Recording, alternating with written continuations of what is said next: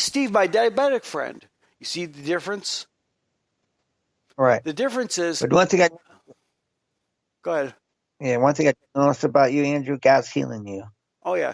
But the difference between Steve, my friend, or Steve, my diabetic friend, the difference is I'm using your disablement against you by calling you diabetic.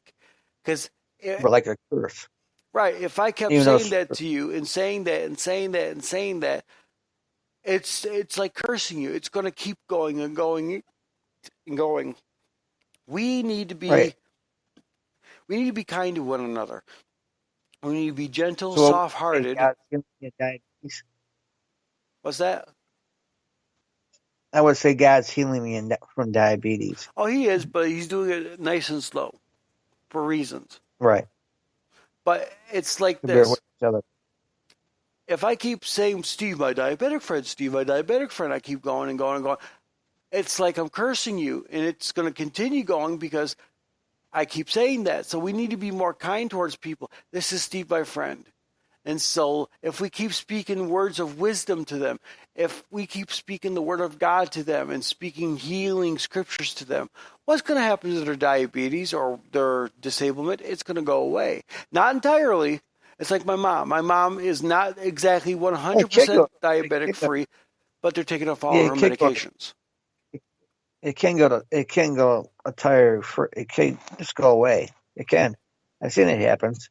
Yes, and Joyce Myers once said this, and let me ask you a question. If you say to yourself, I'm sick, even though you're not, okay, and the next day, I'm sick, the next day after that, I'm sick, about a week from now, do you think you'll be sick? Yeah. Why? Because you believe in it. And you cursed yourself. I know It's not that, it's not because you spoke and you're sick because you spoke it. No, you're sick because you said you were, you believed you were, and you cursed yourself. Here's an example. I'm sick or I feel sick. What's the difference? I feel sick means you feel something. I'm sick means that you just curse yourself and you say you are. Right, it's definitely sick. Right.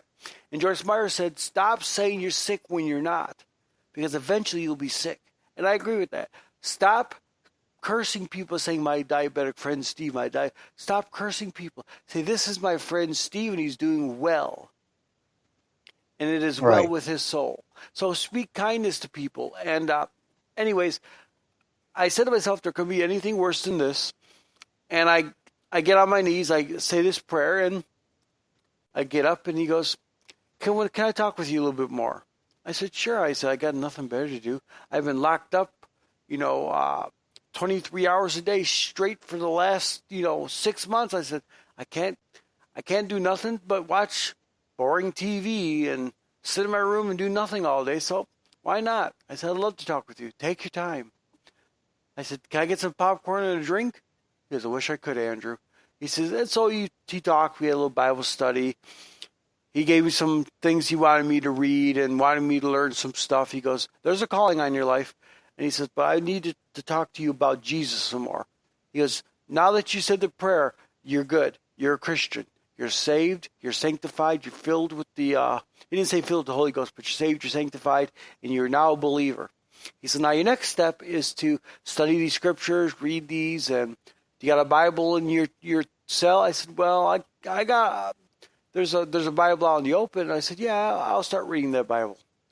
And so he says, okay, I want you to do this. I want you to read this chapter, this verse and stuff. And so I started reading. I didn't understand much of anything. And he'd come back. He says, so what did you start reading, Andrew? I said, well, I read something in the Old Testament, I think it's called. And I said, I don't know what it means, but I read something. And he kind of explained it. I don't exactly remember what it was. He says, I want you to read the 10 Commandments right now.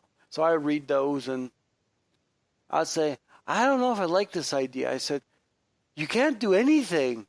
He said, what do you mean, Andrew? I said, well, he goes, what do you mean, Andrew? He goes, you really want to steal and kill and murder? I said, no. He said, well, it tells you don't steal, don't murder, don't commit adultery. It says don't fornicate and don't this and don't that. He goes, you really want to do those things? I said, no, but you still can't do anything. There's all these don'ts on there. He goes, reread it again and ask God to show you this. And so I'd read it, and I would say to myself, don't kill. I said, I don't want to do that. I said, don't steal. I said, I don't want to steal. I said, don't commit adultery. I said, what's adultery? So next week I come back. I said, I'm understanding a little more. I don't want to kill and steal. But what's adultery? He goes, having sex with a woman who's not your wife, or having sex with another man, which is being gay. I said, well, Right. Pastor, I said, you're barking up the wrong tree. I said, I'm gay. He says, that's okay. He says, I still love you. He says, but we're going to work on this together. So to make a long story short, I eventually got out. And before I got out, about 2 days before I got out, he says, Andrew, I want you to give me a call in a couple of days when you finally go to your hearing. He said, I'm super excited to hear what goes on in your hearing. He says, I got a little something for you. I said, what's that, Pastor? He goes, don't worry, just call me back when you get your hearing, when you come from your hearing. So I went to my hearing a couple of days later. Well, not a couple of days after becoming saved.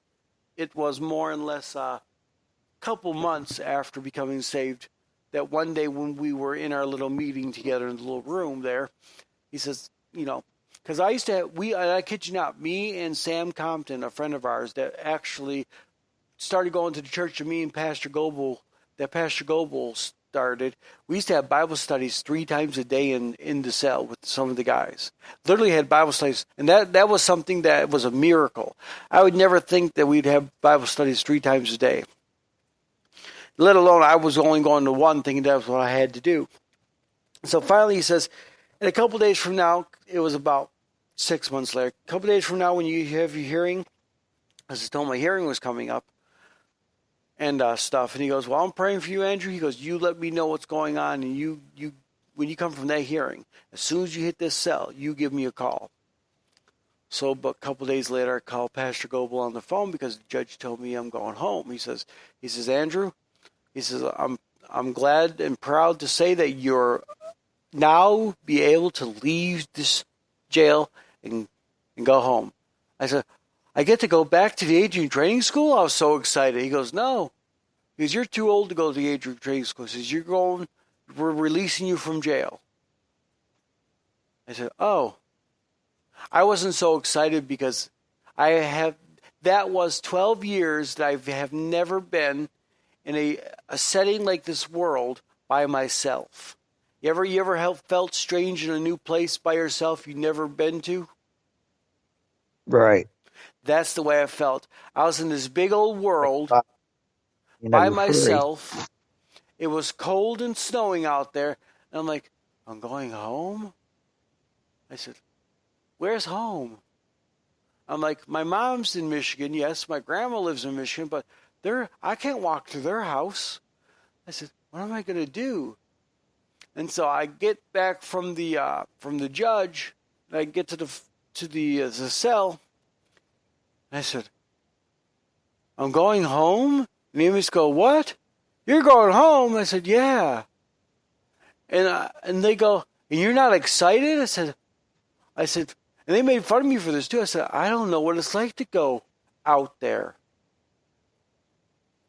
They go, man, you must be retarded. I said, I've been locked up so long, I don't even know what a sidewalk is anymore, practically. And it's like, and so a guard got into the one of my favorite guards came in. And he goes, Andrew. I said, what? He goes, don't forget, call Pastor, because he reminded me of that. And I said, oh yeah. So I called Pastor, and Pastor goes, hey Andrew. He goes, I was waiting for your call. He goes, how did your hearing go? I said, I'm going home, Pastor. I said, but where's home? And I was so shocked because I was nervous, Steve. I didn't know what I was doing. And he goes, I'm glad you're getting out. He goes, I got something for you. I go, you do? He goes, yeah. He goes, I'll meet you at the jail. He goes, how long do you think it'll take you to get out of here? I said to the guard standing there, one of my friends, because he was excited to hear, because he even knew that something was going on in my life, because he knew something special to that guard, and he was one of the nicest guards we had. And he always made sure I was protected really well. And so I'm talking to Pastor Goebel, and I looked over to the guy. I said, "Do you know when I'll be out of here?" He goes, "Well, with the way the thing is going and the way it looks right now, with all these inmates coming in from the courts and out, and so many people that are being released and coming back to jail," he says, "I'm going to say gander by 8 o'clock." I said, 8 o'clock, Pastor. He goes, "Okay, I'll see you at the jail. I'll meet you at the jail at 8 o'clock. I said, "Well, how would I find you?" He says, I'll walk inside the jail. I'll be by the office, and I'll meet you by the office where you get shackled at for your ankles. I said, "Okay, I'll be right there." So they shackled me up for the last time around 8:15, and I finally got to the place, and I got on my knees on the chair and on the bench, and they unshackled me. And they go, "Mr. Kuslik, here's your paperwork. You are free to go." And Pastor goes, "Let's go, Andrew." And so he took me out to dinner. He says, "How long has it has since?" He says, "How long has it been since you had a home cooked meal?" I said, "I don't know, Pastor." I said, "A long time." I said, "I was 12 years old when I got locked up." I said, "I haven't tasted real food in forever." He says, "Well, we were going to Bob Evans." So he took me to Bob Evans. He says, "You get whatever you want." So I said, "Well, I don't want to get anything too expensive, Pastor." I said, "Because I don't got any money." I said, "I don't got no money on me." He goes, "Don't worry, Andrew, get anything you want." He goes, "This sounds good. It's a $13 dinner." I go, "Okay, that does sound good." He goes, "You want that, Andrew?" I said, "Yeah." I said, "Okay." Yeah. He says, "Good." He says, "And Mr. Cussick will have this, and I'll have whatever he had." And I got an expensive meal, and I got something cold to drink, and it was like a soda pop. I'm like, "Wow, I get soda pop too?" He goes, "Yeah." He goes, "I'm treating you special today." He goes, "This is your homecoming." He says, "You're out and you're home." I said, "Home?" I said, "My mom and grandma don't live down here. They're further away from me." He says, "Don't worry." We get back in his car after dinner. I took some of the food home, and we pull up into this driveway, and I go, "Where are we at?" He goes, "You're at my house tonight." I said, "I am?" I said, "Oh, thank you." I said, "Thank you for having me a place to sleep." He says, "I'll tell you what." He goes, "You're at my house until we can get you a job. We can get you seated for a job and get you your own place to go and all this stuff." And he says, "We'll house you, we'll feed you and everything, but you got to promise me one thing, Andrew." I said, "What's that, Pastor?" He says, "One thing I ask you," he says, "that you'll change, that you continue to grow in God, continue to change." And I was so in shock that I was leaving, and he said this to me. He goes, "And if you at once even think about doing anything sexual with my sons, anything, even think about it," he goes, "I'll kick you out in a heartbeat." He goes, "I might love God, and I might worship God and love God with all my heart." He goes, "But I will stand in the gap for my sons, and I'll kick you out if you think of doing anything with them." I said, "Pastor, I won't," even though technically I did. And he would never know. And so I finally got into the house and met the wife, met his two Well, he's going to sons. know now. Well, he already knows. I'll get to that in just a second. And met his family and stuff. And finally, after leaving him, because part of my testimony is this, and Mom and Grandma coming to pick me up and take me back to, actually, him and Sam were good friends, and Sam drove me all the way back home.